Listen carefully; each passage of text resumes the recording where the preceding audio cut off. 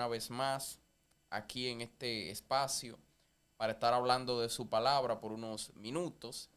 Y en el tema de esta tarde, específicamente para este momento, tenemos un tema central que se titula Poder y Carga.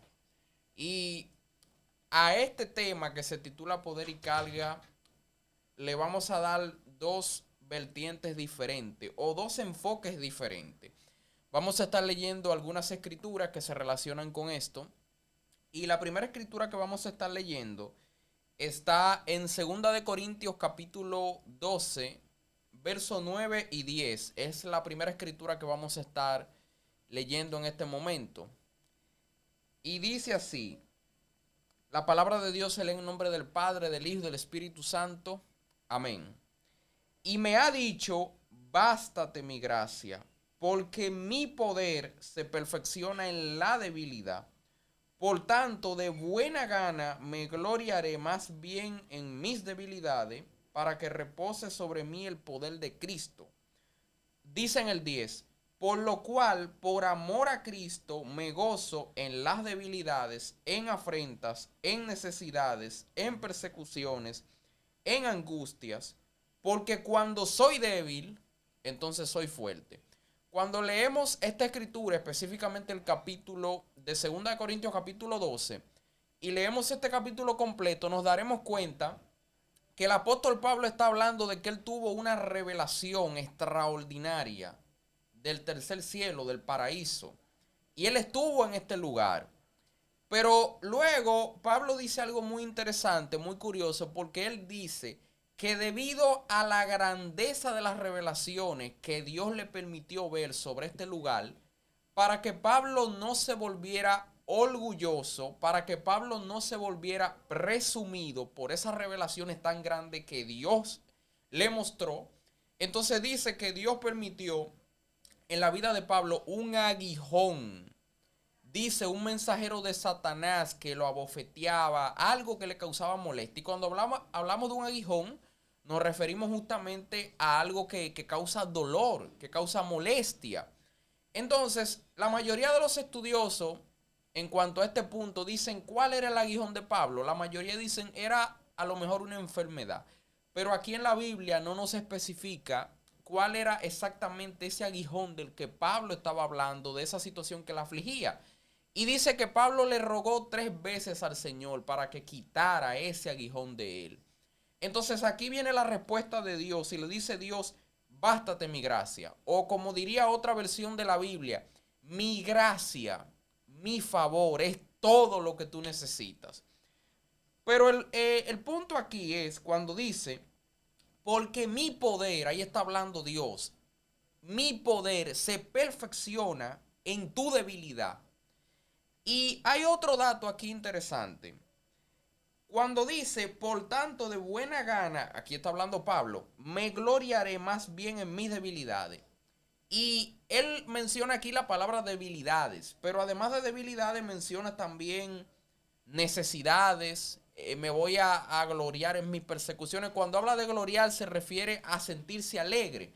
Ahora, lo que Pablo está diciendo aquí es algo que normalmente nosotros no andamos haciendo. Es algo que normalmente nosotros no andamos practicando. Cuando él dice yo me voy a sentir alegre, aún en medio de mis debilidades, normalmente uno no se siente alegre por tener alguna debilidad con algún pecado, alguna guerra con un pecado.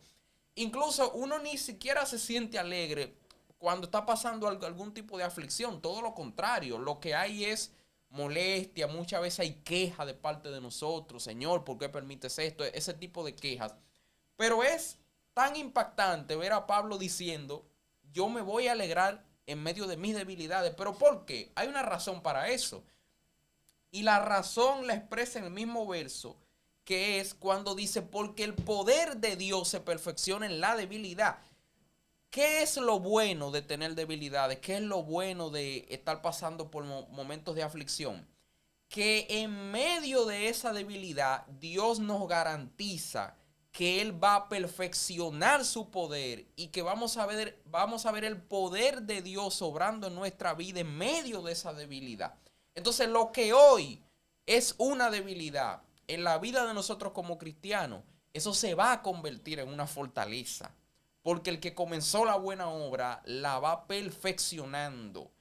Entonces, lo que hoy representa una aflicción, tengo que estar alegre. ¿Por qué debemos estar alegres en medio de esa aflicción? Porque en esa aflicción vamos a ver cómo el poder de Dios se perfecciona y cómo el poder de Dios se muestra a nuestro favor. Ahora, el tema central es poder y carga. Y la palabra poder, específicamente en el idioma griego, en el idioma original en el cual fue escrito el Nuevo Testamento de manera específica, la palabra poder en el idioma griego es dinamis. De ahí es que viene la palabra en español que es dinamita. Y todos nosotros sabemos que es la dinamita, es un explosivo. Entonces, recordemos ese versículo donde Jesús habla de ser bautizado con el Espíritu Santo y fuego. Y recordemos también que en el libro de los Hechos, Jesús le dice, recibiréis poder, recibiréis dinamita cuando haya venido sobre vosotros el Espíritu Santo. Entonces el Espíritu Santo representa el poder de Dios manifestado en la vida de un creyente. Esa es una de las formas en las que podemos ver o definir el Espíritu Santo. Hay muchas formas, pero esa es una. Entonces, esta palabra dinamis en el idioma griego se refiere a dinamita. También hay otros significados que tiene. La palabra dinamis se traduce con las siguientes palabras: como capacidad, eficacia, fuerza, milagro, potencia, etcétera. Entonces, hay un poder que Dios le ha dado al creyente. Hay un poder que Dios le ha dado al creyente. ¿Para qué? Le ha dado una fuerza para que el creyente se mantenga firme, para que el creyente haga lo que Dios quiere que nosotros hagamos. Entonces, la vida cristiana no es una vida de fuerza de voluntad, es simplemente donde el cristiano está tratando de agradar a Dios con su fuerza. Eso es imposible. Hay una escritura en el libro de Isaías donde Dios dice, no conozco fuerte, no hay ninguno. Pero cuando Dios nos transfiere ese poder, entonces ahí es que podemos realmente hacer lo que Dios manda y lo que Dios exige de cada uno de nosotros. Esa dinamita, como diríamos en el idioma español. Entonces también hay otra palabra que se traduce en el idioma griego. La palabra poder tiene otra forma, tiene, digamos, otra temática, otro significado, y es el siguiente. También la palabra poder en el idioma griego se escribe exousia. Y aquí esta palabra significa autoridad delegada, derecho y privilegio. Entonces, les dije que el primer significado en el idioma griego de la palabra poder, que es dinamis, dinamita, se refiere a fuerza, a que Dios nos ha dado una fuerza para perseverar, para mantenernos firmes y para hacer lo que Dios quiere. Ahí se refiere a fuerza. Pero aquí este otro significado no tiene que ver con fuerza, sino que tiene que ver con autoridad. Tiene que ver con derecho. Hay una escritura en el Salmo 37 que dice, exhibirá mi justicia y mi derecho como el mediodía. Hay un derecho que Dios le ha dado al creyente y es primero el derecho de ser llamado hijos de Dios. Pero no solo hijos de Dios, sino que somos coherederos con Cristo de todas las cosas. Somos coherederos de la vida eterna y nos pertenece la vida eterna por derecho. También hay una escritura en Efesios 1 donde dice que hemos sido bendecidos con toda bendición espiritual en los lugares celestiales. Entonces, hay un poder que Dios nos ha dado, hay una autoridad que Dios nos ha dado. Y es la autoridad de que podemos ser bendecidos y de que tenemos acceso a lo que es la gracia y el favor de Dios. Pero no es un acceso porque uno se lo merezca. Porque esto es lo más grandioso, que no es algo que nos merecemos, sino que es un poder que Dios nos ha querido dar simplemente por su gracia.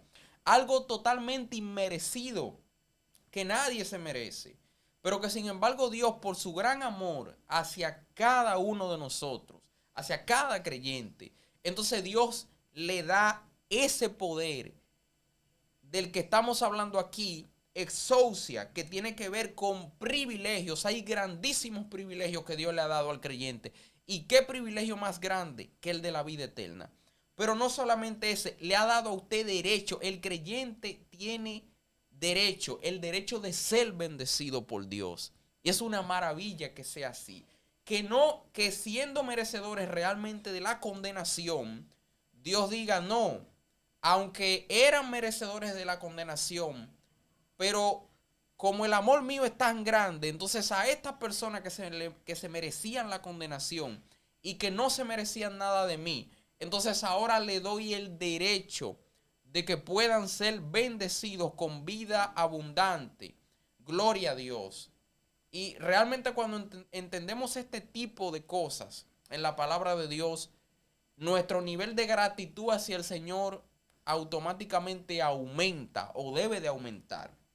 Hay una escritura en el Salmos 89, 17, donde dice, porque tú eres la gloria de su potencia y por tu buena voluntad acrecentarás nuestro poder. Ahí nos está diciendo que por la buena voluntad de Dios, también pudiéramos decir por el amor de Dios, hay algo que Él va a hacer. Y es que nos va a dar cada vez más y más poder. Ahí también podemos utilizar ese versículo que está en 2 Corintios 3:18, donde dice que somos transformados de gloria en gloria por el Espíritu del Señor. Y recuerde cuando le dije que el Espíritu del Señor o el Espíritu Santo es el que nos da ese poder. Entonces, la vida cristiana, algo maravilloso de la vida cristiana es que no es una vida que está diseñada para el estancamiento y para la monotonía. Una vida cristiana aburrida. No, para nada. En la vida cristiana hay cada vez más y más y más poder que el creyente obtiene de parte de Dios. Cada vez. ¿Y cuál es el propósito de Dios darnos cada vez más poder? Para que podamos cumplir con todo lo que Dios quiere que nosotros hagamos, que ya está escrito en la palabra, para que podamos vivir como Él quiere que vivamos, pero también para cumplir con el propósito que Él tiene en nuestras vidas. También hay otra escritura. Recuerde que le dije que el título es Carga y Poder. En esta primera parte he estado hablando del poder. Hay una escritura muy famosa, Hebreos capítulo 12, verso 1, donde nos dice, por tanto nosotros también teniendo en derredor nuestra tan grande nube de testigos, dice, despojémonos de todo peso y del pecado que nos asedia y corramos con paciencia la carrera que tenemos por delante. Aquí nos dice de manera clara, dice, despojémonos de todo peso. Una carga es un peso. Y dice, y del pecado que nos asedia. Esa palabra asedia se usa mucho en el contexto de las guerras.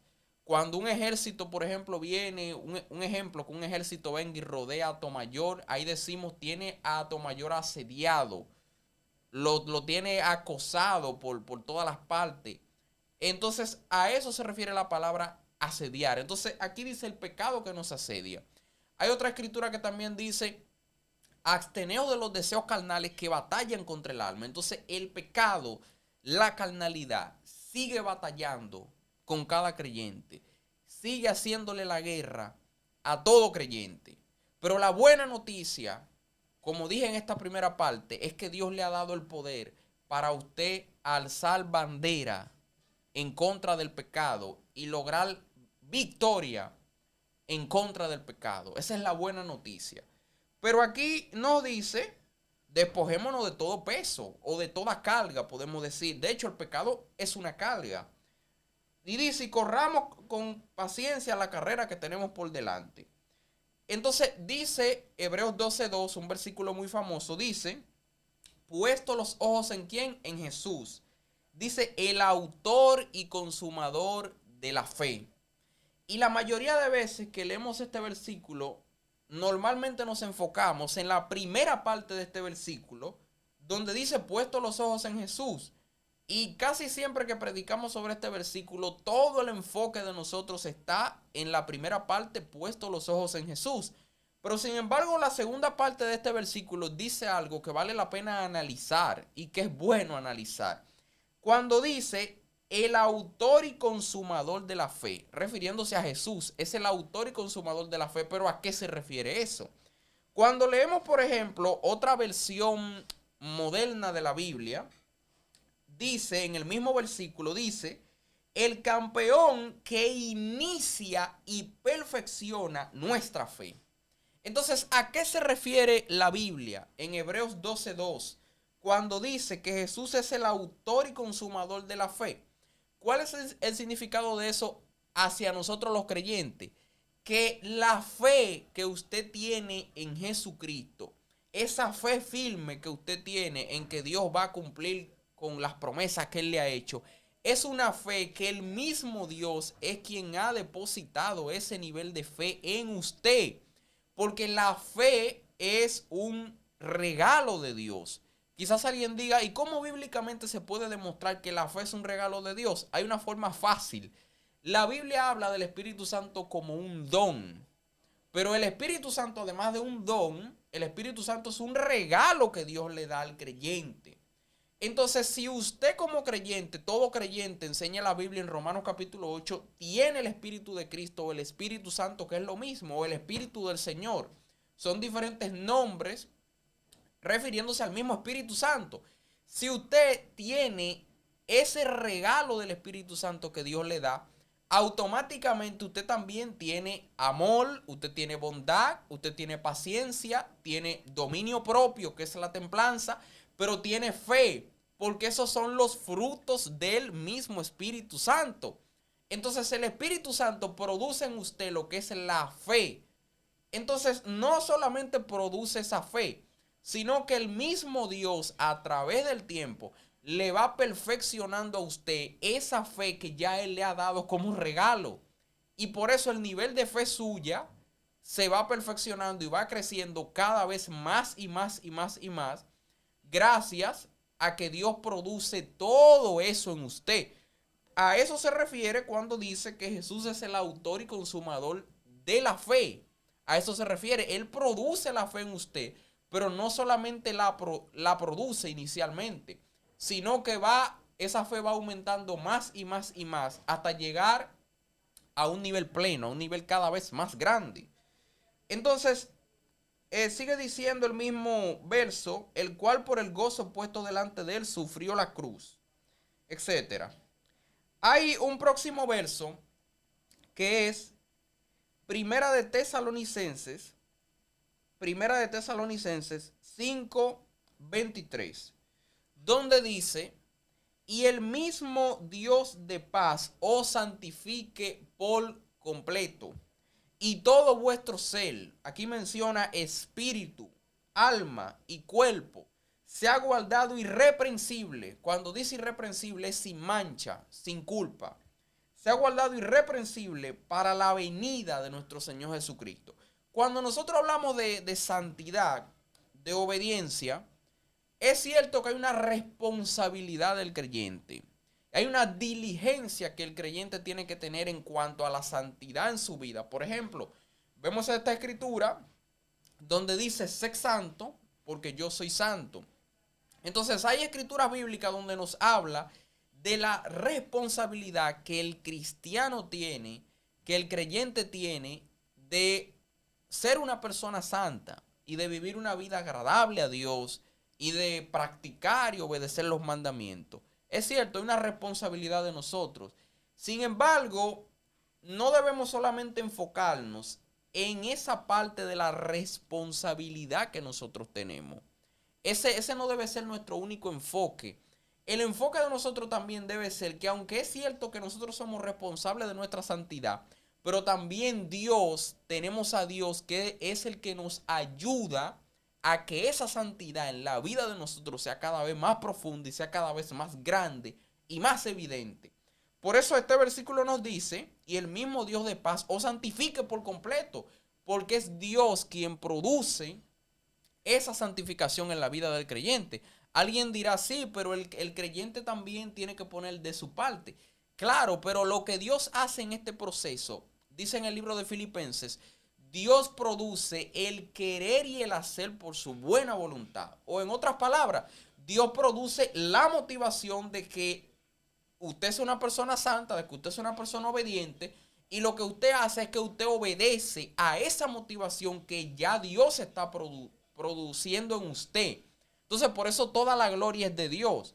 Porque si una persona presume y dice, soy muy santo, soy muy espiritual, y la persona es verdad que puede serlo, pero la persona no es santa por su propia cuenta. La persona es santa porque Dios es quien produce la motivación en él de ser una persona que vive en santidad y que vive en obediencia. Y dice el próximo verso, que es un verso que muchas veces no tomamos tan en cuenta, que es Primera de Tesalonicenses 5:24, donde después que dice que el mismo Dios santifique por completo, dice, fiel es el que os llama, el cual también lo hará. ¿Qué es lo que Dios hará? Cuando leemos otra versión, una versión moderna de la Biblia, en cuanto a fiel es el que os llama, el cual también lo hará, lo que esas versiones modernas nos dicen es que Dios hará la obra de volvernos personas totalmente santas.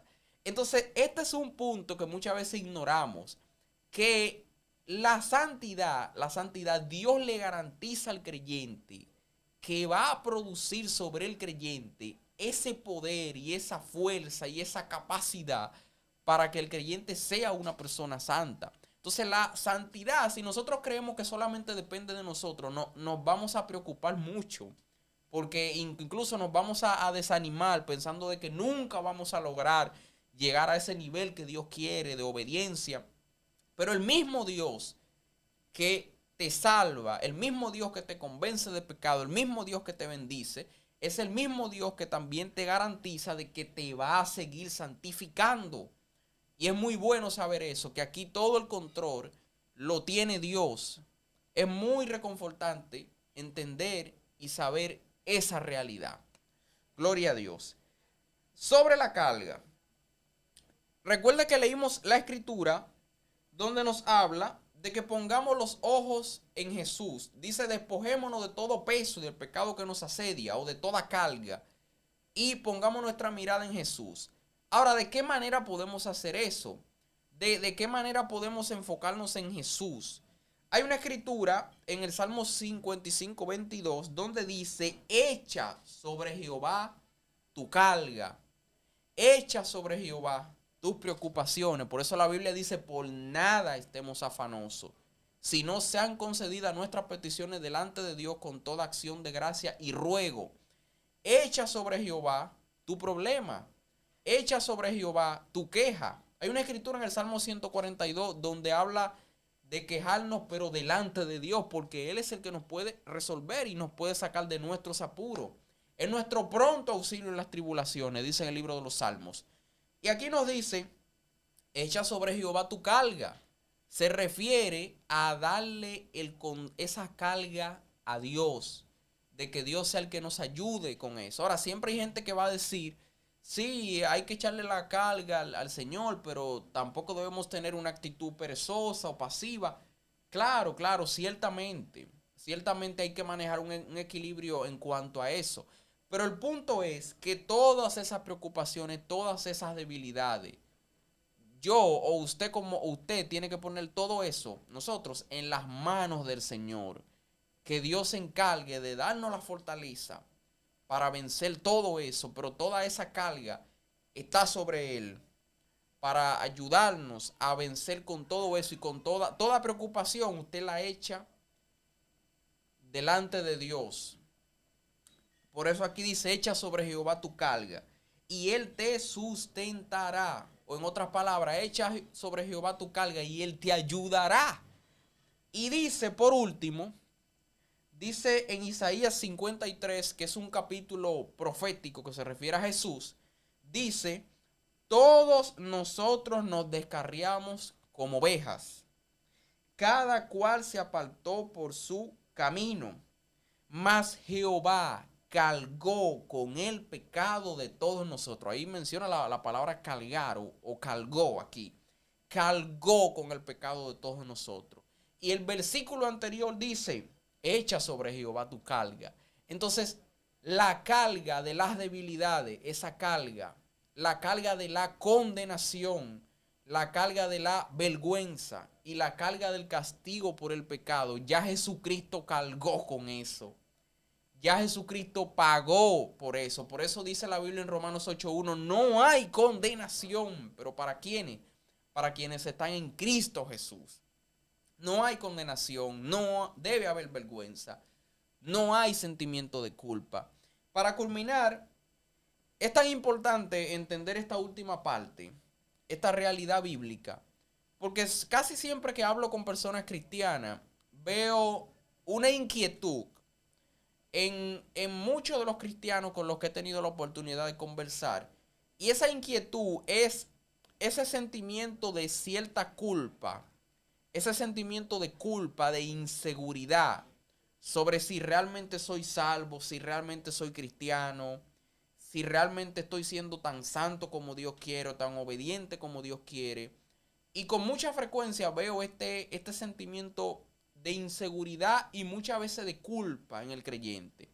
Pero es importante, es súper importante que usted como creyente no siga cargando con esa carga de culpa, de condenación, de vergüenza, porque eso es lo que Satanás quiere.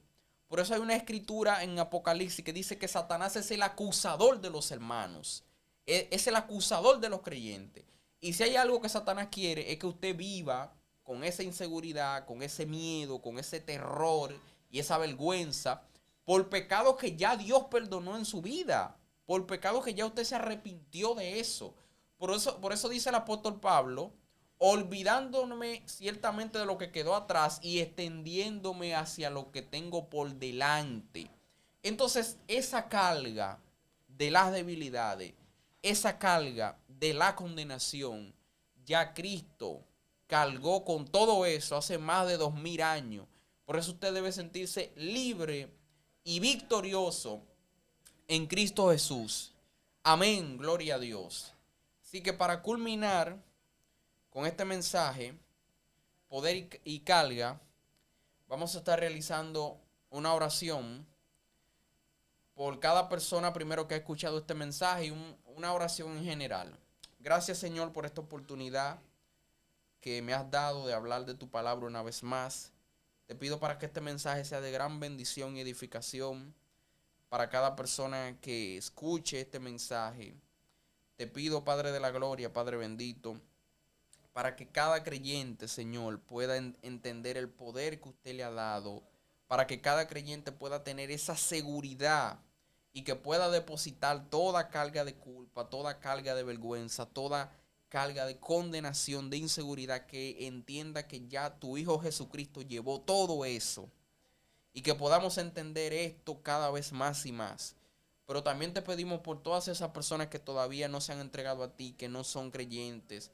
Te pedimos para que usted, Señor, lo alumbre y ellos puedan entender que te necesitan y que puedan venir a este camino de la perfección y de la salvación. En el nombre de Jesús, amén. Culminamos con el mensaje de esta tarde. Dios les bendiga grandemente.